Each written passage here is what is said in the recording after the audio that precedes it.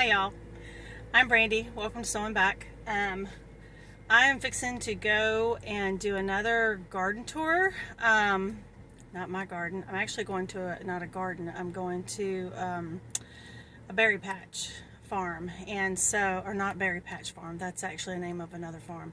This is Pruitt Berry Farm is where I'm going. And to go blueberry picking. They have U-Pick. It's their opening day, so I want to go. I've freed up my afternoon and I'm headed to Chatsworth. I'm headed up the 411.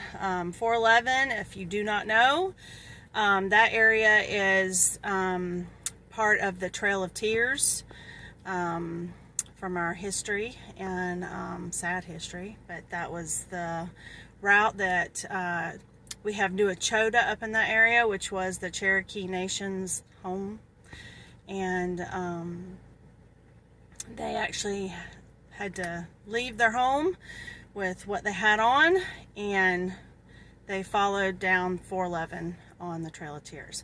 So this farm is up in Chatsworth, and you go that way to get up there. But before I leave, I was so excited because I have my first okra. This is one of my dwarf okras, and I gotta eat it because to me the best way to eat okra, yeah baby, it's raw.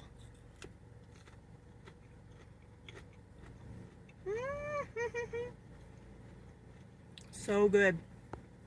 I love eating raw okra. These are a little skinnier. Really good flavor. It has some good flavor. All I know about this is that it was a dwarf okra, so they didn't get as tall, and I put them in my front garden because that's where I planted my determinate tomatoes, and I thought they would be good to put in the same bed together, and so far they have been, and I'm finally getting okra. So I am so excited about that. So anyway, I'm going to head up to Chatsworth to Pruitt Berry Farm, and I'll show you what it looks like when we get there.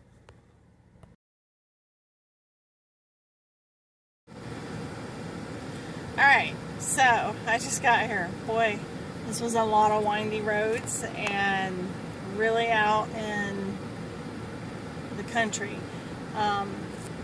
It's a little bit further away from the interstate, so part of it was interstate, but this one was actually a little bit further out away from the interstate than when I went to the strawberry farm. This also seems to be a little bit more pick your own, like it's more like they just have a table set up from what I can see that you go and you pay, and a little old school, but lots of blueberries that I can see from here. From my car, so I'm fixing to get out. I'm really hoping they have a bathroom because otherwise this will be interesting. Anyway, I did want to say though, as I was coming up, I did pass New Echota State Site and the Van Chief House, which once belonged to the Cherokee Nation, and you're coming along the route that they walked on, the Cherokee that had to walk on the Trail of Tears. There's signs all the way coming up through here, through Chatsworth, and they essentially were kicked off of their land. They were peaceful Indians. They actually assimilated. They had their own language. They actually dressed just like the other settlers who came, and but they were on a part of Georgia that they thought had gold, and so during the gold rush that was happening out west, we also had a gold rush here in Georgia, and so they essentially out of greed kicked them off of their land, and it's really sad, and it's a sad part of our history in Georgia and in the United States, but this one was something that the state of Georgia actually did, and it ought to hopefully make you stop and think that there's lots of talk about your Second Amendment and all of those things. There were reasons for that.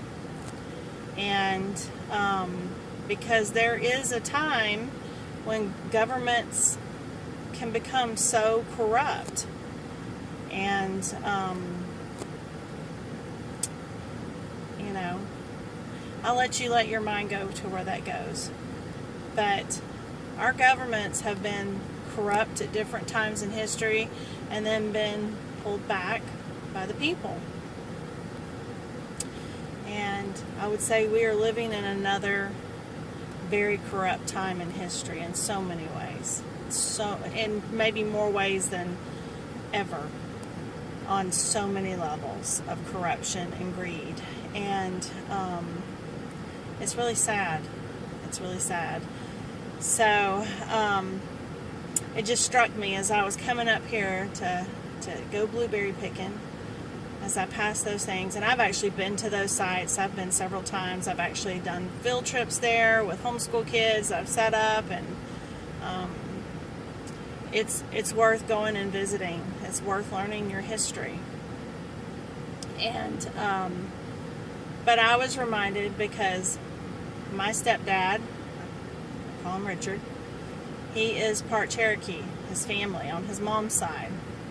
And they were traced. They're actually in genealogy books. They were on the Trail of Tears. And matter of fact, he has some family members that still go and do the powwows and show their heritage.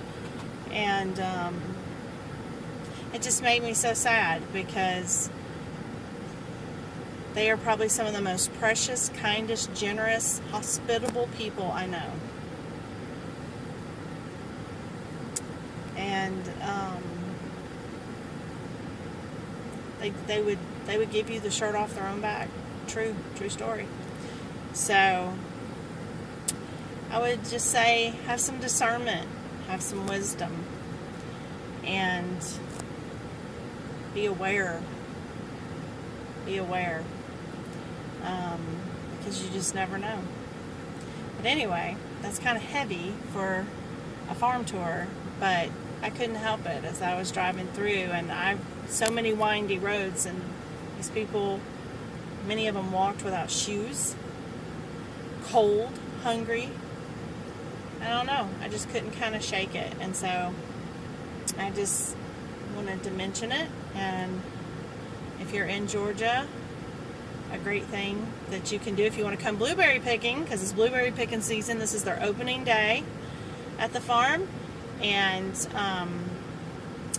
you can also stop at those historic sites, and you can learn a little bit about the Cherokee Nation and who they were and how they lived. And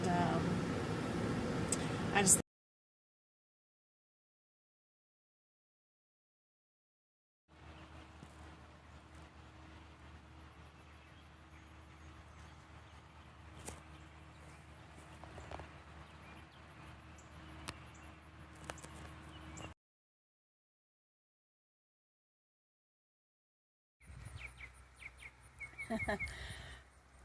well, it gets a little toasty.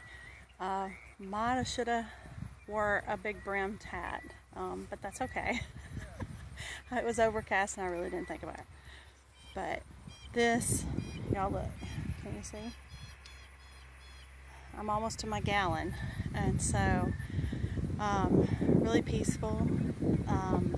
They do not spray their plants here. It is only the only thing it gets, they told me, was well water and rain. So, and based off of all the pollinators I've seen, I believe them. And they are tasty. And there are some different varieties. I don't know what they are, but there are different flavors as you're picking, because they say you can sample. So very cool.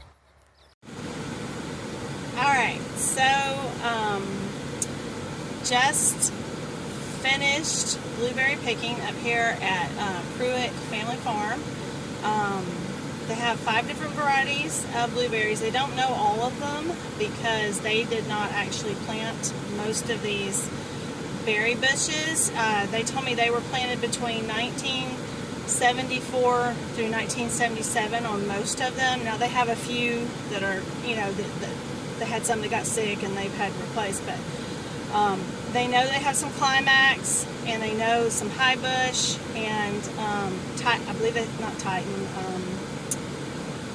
Brightwell. And they said they don't know about the other ones that are here, because the lady who set all this up passed away in 2019, and they bought the farm from that family. So they do not spray anything. They are working very hard to keep it organically grown, naturally grown. It gets well water and rainwater. And I can tell you, based just off of all the pollinators, different spiders, different things that I came across while I was picking, it was very evident to me that they do not spray their blueberries, and it's totally safe to just eat them off the tree, which they encourage you to sample them so you can see what you like. I ended up with 2 gallons of blueberries. I got a massive amount of blueberries. I picked 1 gallon myself. I bought one pre-picked only because it started thundering, and so, or I would have probably stayed and picked another gallon. So I'm highly recommend the drive up here to Chatsworth. There was actually another farm I wanted to hit up. It was just a vegetable kind of farm, but before I could get to it, they sold out and closed for the day, so I couldn't do that. So there's actually some farms you could follow. You can look on Facebook. That's kind of how I find a lot of them.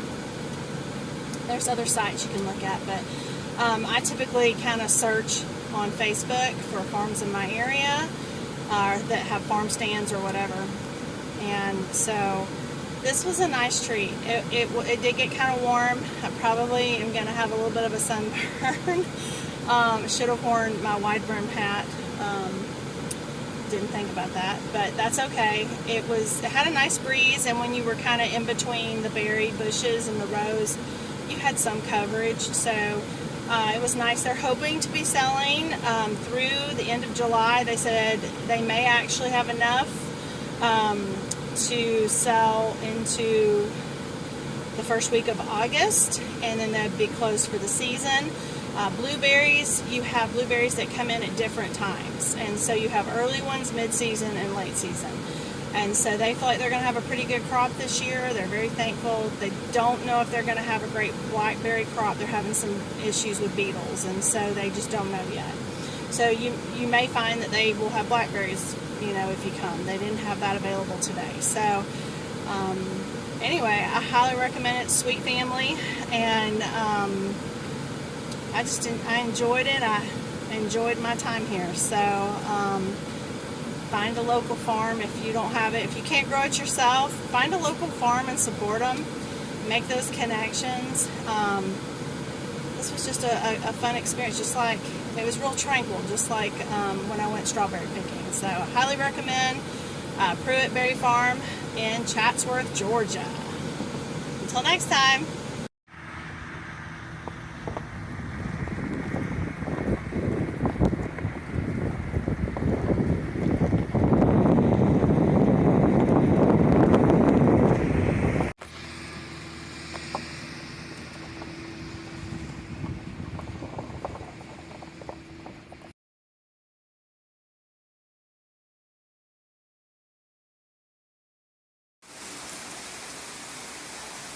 That's 1 pound, no, not 1 pound, 1 gallon of blueberries.